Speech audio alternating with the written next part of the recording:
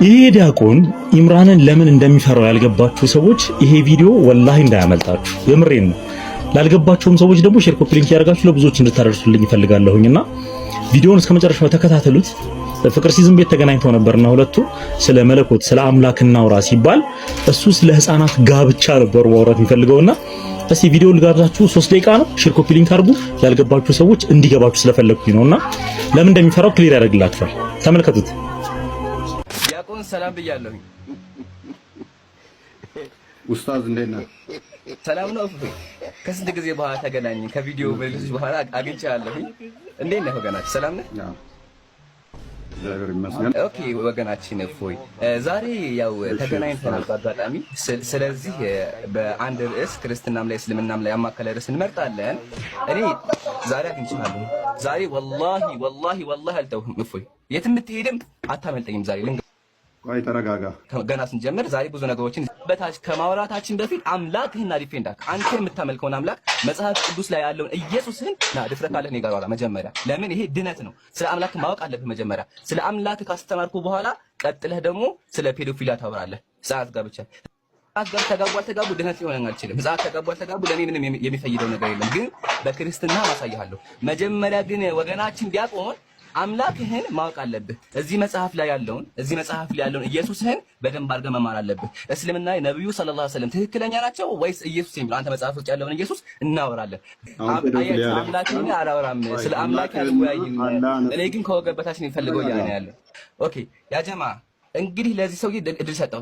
እድሉ ምንድነው? ነብዩ መሐመድ ሰለላሁ ዐለይሂ ወሰለም ትክክለኛ ነብይ ናቸው። ስብዕናቸው ምን አይነት ነው? እንዲሁም ደግሞ እዚህ መጽሐፍ ውስጥ ያለው ኢየሱስ ትክክለኛ ነው። አምላክህን በደንብ አዳምጥ። አምላክህን አስረዳ።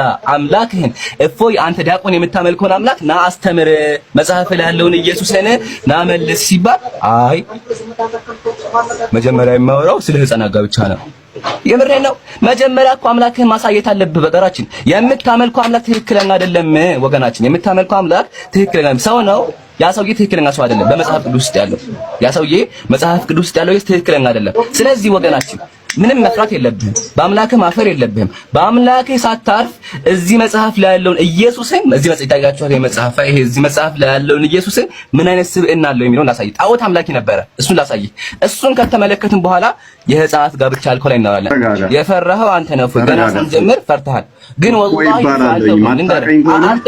ዛሬ ተይዘሃል፣ አታመልጥም። አሁን ወገናችን አልጨረስኩም። ቆሻሻ መጽሐፍ ውስጥ አሳያለሁ። እዚህ መጽሐፍ ውስጥ አያችሁ አይደል? ይሄ ነው እንግዲህ ዲያቆናችሁ በደንብ ተረጋጋና እዩት። ይሄ ነው ዲያቆን ታዲያ ልጨርስ ወገናችን። እኔ አላቋረጥኩም፣ እያቋረጥኩኝ ማፍራት የለብህም። አውርቼ አልጨረስኩም።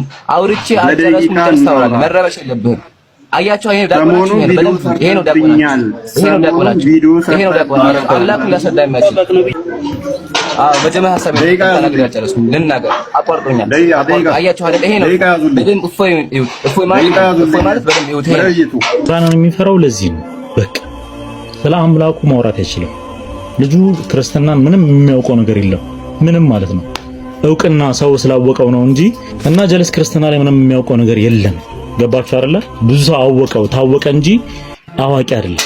ጃሂል ነው፣ ወላሂ ላዚም ጃሂል ማለት ነው። ለዚህ ነው ኢምራንን የሚፈራው።